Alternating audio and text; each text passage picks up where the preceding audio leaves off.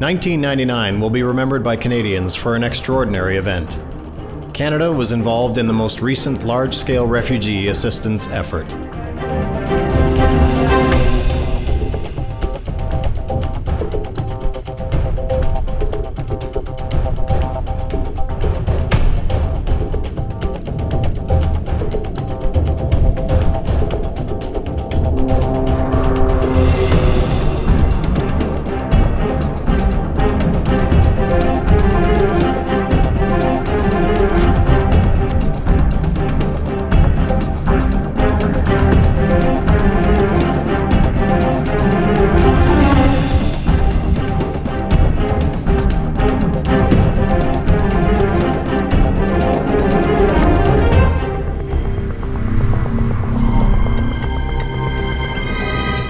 According to an estimate by the United Nations High Commissioner for Refugees, more than 860,000 Kosovo Albanians were being driven out of their land by the Serbian armed forces in an apparent effort to cleanse Kosovo from its ethnic Albanians.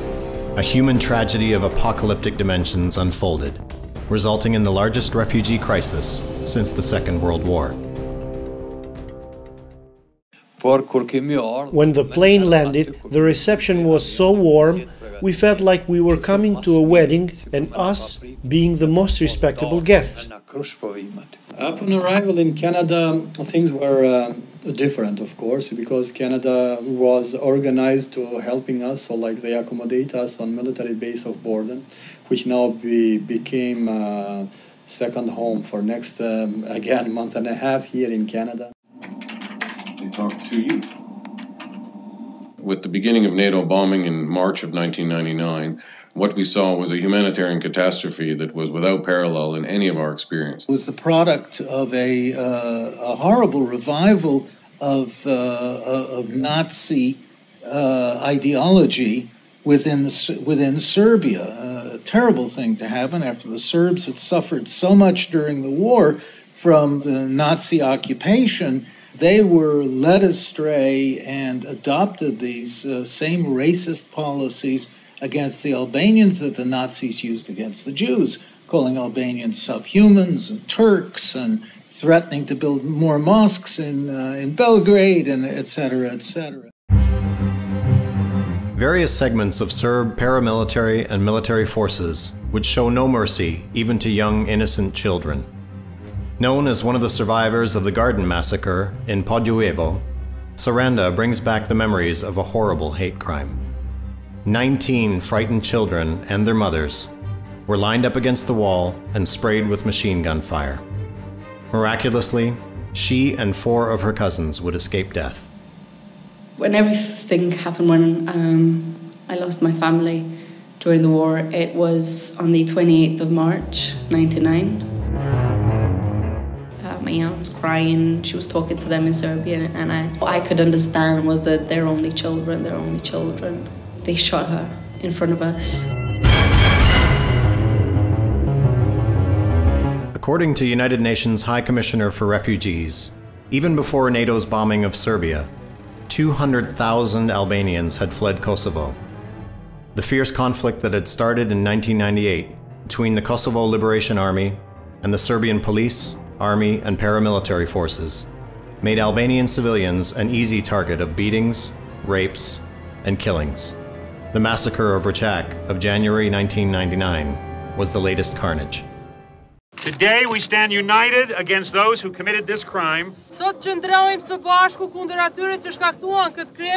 crime against humanity. The deaths in Racak demand justice, and justice must be seen to be done.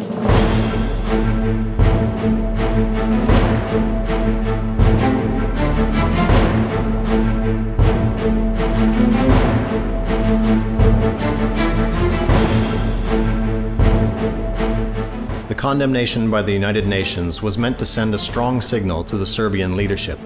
But it would take more than just a war of words to convince the defiant Milosevic to withdraw his military machine from Kosovo.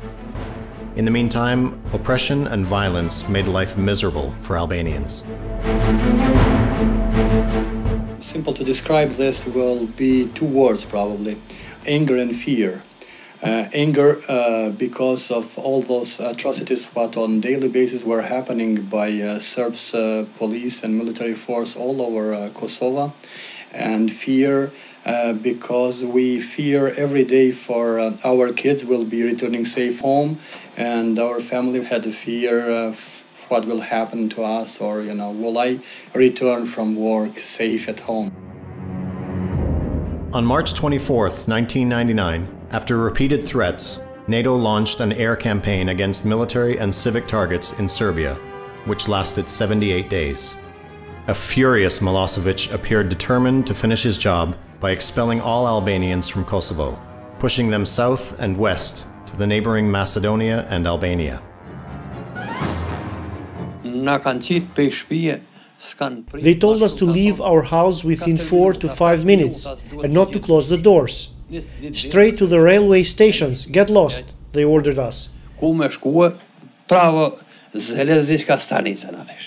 When we got there, we saw a huge crowd. Around 3 in the morning, they put us in freight trains. Through an opening, we saw dead bodies as we passed the village of Lipjan.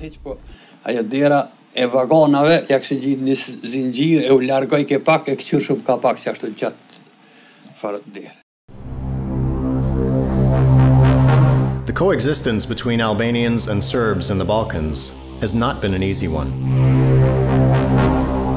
Oh, it's been extremely difficult. There are profound historical reasons for this. First of all, that the Serbs, as they were invading, pushed the Albanians or Illyrians as they were up and out of their traditional homes, up into the highlands and the mountains. That was the beginning of the bad blood. Well, I think when you read the media, you get the impression that the Kosovo issue is quite recent.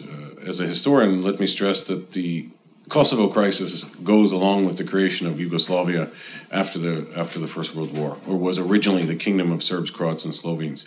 In any Yugoslavia, whether it was the first Yugoslavia between the First and Second World War, or the Yugoslavia that Tito created, or the third Yugoslavia that emerged under Milosevic, or the Yugoslavias that emerged even after Milosevic, there was always a Kosovo question. So Kosovo has deep historic roots, and I would certainly stress that for Albanian people living in Kosovo, Yugoslavia was never a solution to any of their problems. For the most part, Albanians suffered in a contemporary sense and in a historic sense in Yugoslavia. And what we're seeing now in the present-day sense is finally what we hope is a solution to this long-term, now century-old dilemma of Albanians living in Kosovo under essentially a type of occupation. During the rise of nationalism in the Balkans in the 19th century, Albanians' very existence was put in danger. The revival of a greater Serbia, a modern resurrection of the medieval Serb Empire, refueled ethnic tensions.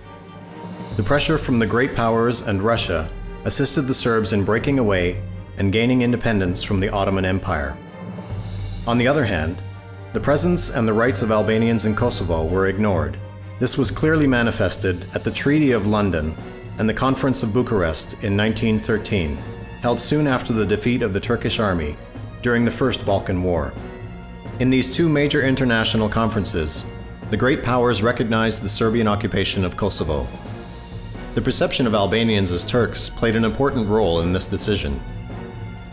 Although Albanians had adopted the religion of their conquerors, they preserved their own distinct language and culture, two major marks of their identity. As a specialist on Albania and Kosovo, and more generally Albanians, I tend to view Albanians as a secular people, in the sense that Albanians have their religion. The thing that intrigues me most about people's knowledge of Albanians is that they do tend to view them as a Muslim people. And this is a mistake, largely to me, because it neglects the tremendous religious diversity that exists in Albanian lands. I point to Albania as a great example, not just of the presence of Islam, but the presence of Catholicism and, of course, Albanian Orthodoxy. Albania has always established itself as a country that showed tremendous religious tolerance. And one thing, if you know Albanian history well, you know that Albanians are not unified by religion. The idea of Albania as being a Muslim country is used often against them, in regrettable ways by some countries in the region to paint them with one single brush, but the Islamic identification has also worked in their favor on occasion. So it goes both ways, but in general, when I think of Albanians, I think of a secular people with a Muslim majority, with a Catholic population, with a Protestant population now, with an Orthodox population. So I view it as a religiously diverse part of the Balkans.